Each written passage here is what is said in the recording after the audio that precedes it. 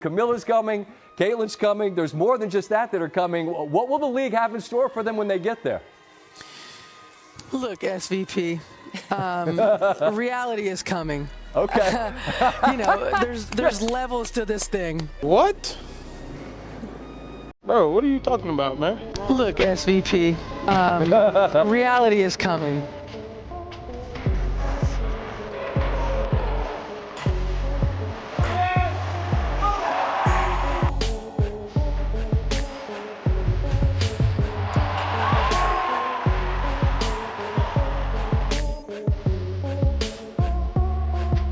A few moments later. Oh, Congrats on your retirement, D. Thank you. And congrats. Now, unfortunately, reality is coming to me now.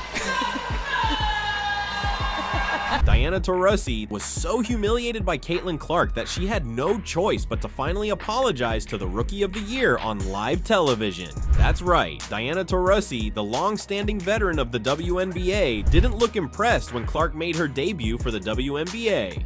On the contrary, she had been throwing shade at the rookie for not being good enough. Remember when she appeared on Scott Van Pelt's podcast and stated that reality was coming for Clark?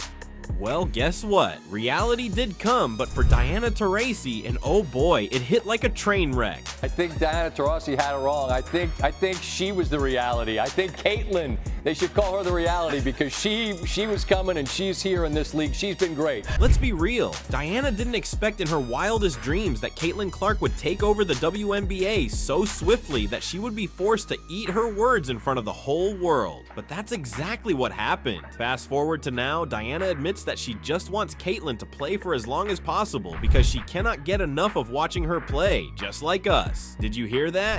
So if I give you any advice, play as long as possible.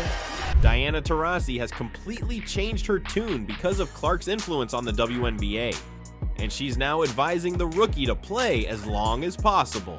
I mean, this is a far cry from all the hate that she had been peddling against Caitlin Clark in the past season. Let's be honest, Diana has taken a complete 180 from her previous statements on Rookie of the Year, and she looks totally embarrassed after getting dominated by Clark in every aspect of the game. Let's be real, anytime Taurasi gets cooked, it hits like a cold beer in a Houston summer, especially to the Caitlin Clark fans. Taurasi had been running her mouth throughout last season against Clark's performance and underplaying her achievements on the court, but soon enough, Taurasi got a front row seat to the Caitlin Clark storm, not as a critic, but as a casualty. That's right, Taurasi faced the Rookie of the Year on 2 separate occasions and got burned both times. And let's be honest, there's nothing more delicious than a trash-talking veteran who can't keep up with the young ones. She was a college kid. She was a college kid. College kid back then. Not Now anymore. we got to get professional. Caitlin's grown.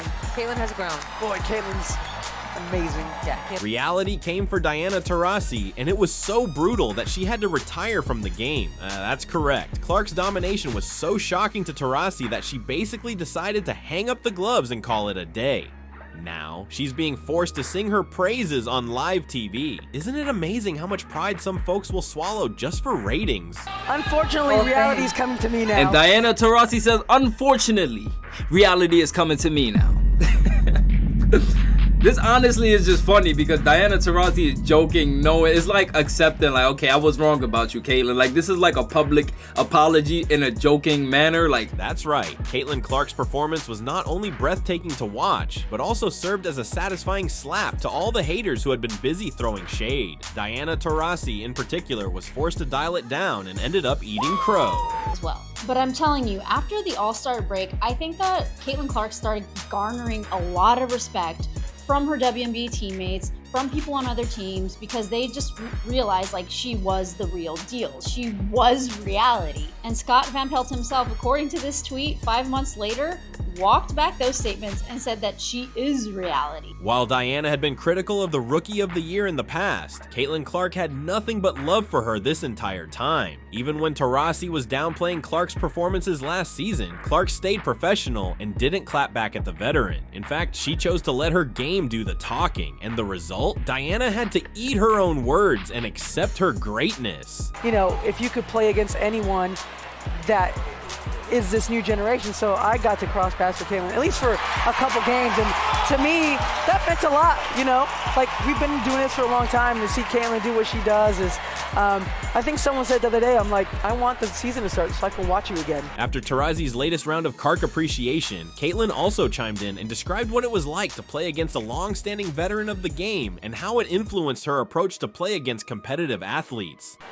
Well, I was saying, like, that game in Phoenix, because we only played in Phoenix one time, and it was before Olympic break. Obviously, we had All-Star there too, but it was a great game. Honestly, I'm pretty sure we were down like 10 or 15 and came all the way back and won. That was like our first like win versus a team that was above 500. So thank you. I appreciate that.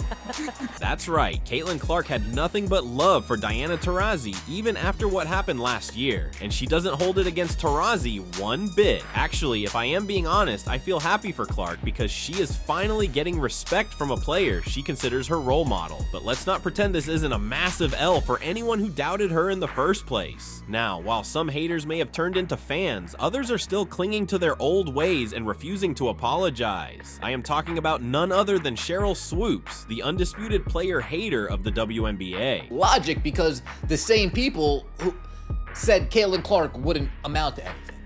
The same people said Caitlin Clark's been in college for 6 years.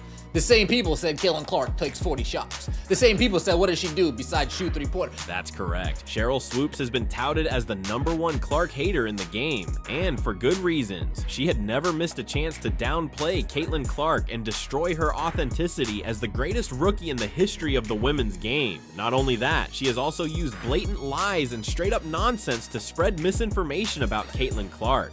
Wait, Caitlin Clark isn't dominating the WNBA? What, 20 points, 8.4 assists, 6 rebounds. That's crazy. But to me, that's not dominating. Yeah, it's only not dominating because she's a rookie. Because I know people are like, oh my God, you said she wouldn't be good. But I didn't say she wouldn't be good. What I said was I didn't think Caitlin or Angel would come into the league and dominate immediately, which I don't think either of them did. I feel like after the break, I still don't think she's dominating. But oh, please, Sheryl. What exactly does Caitlin Clark have to do to earn your respect? Break every record in the book? Oh, wait, she already did that. Become the fastest rookie in WNBA history to hit 100 three-pointers and 100 assists. Done. Sell out arenas, shatter viewership records, and single-handedly elevate the league's profile. Check, check, and check. But sure, keep moving the goalposts like Clark hasn't been obliterating expectations since day one. The hypocrisy is staggering with this one. Sheryl Swoopes' coaching career, abusing players. Who knows what Miss Crazy did at Loyola of Chicago when she got banished to the backwoods of podcasts, to the backwoods of blogs. That's right.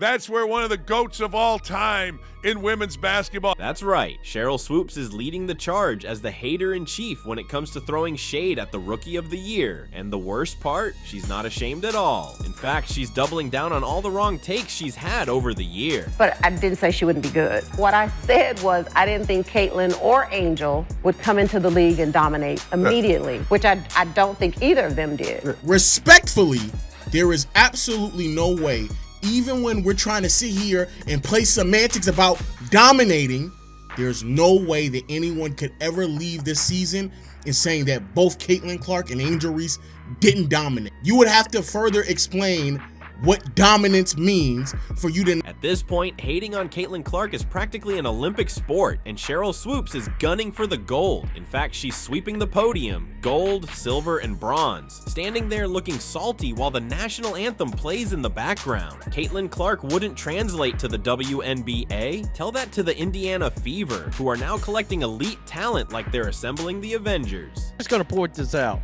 Right here, yeah, this person. No one wants to play with Clark. Yeah, that whoever had that take, whoever believed that, can I keep it real? That's doo-doo. That's poo-poo. You shiznit yourself. And there you have it, folks. Diana Taurasi went from reality is coming to reality has come real fast. And now she's turned over a new leaf as a Caitlin Clark fan. And we have to give it to Diana for admitting that she was wrong. She has our respect that she is not like some other veterans who are just a big ball of ego who can't admit their mistakes. You know who I am talking about. So what do you think? Is Sheryl Swoopes next in line for the Caitlin Clark fan club? Or is she too busy holding on to that grudge?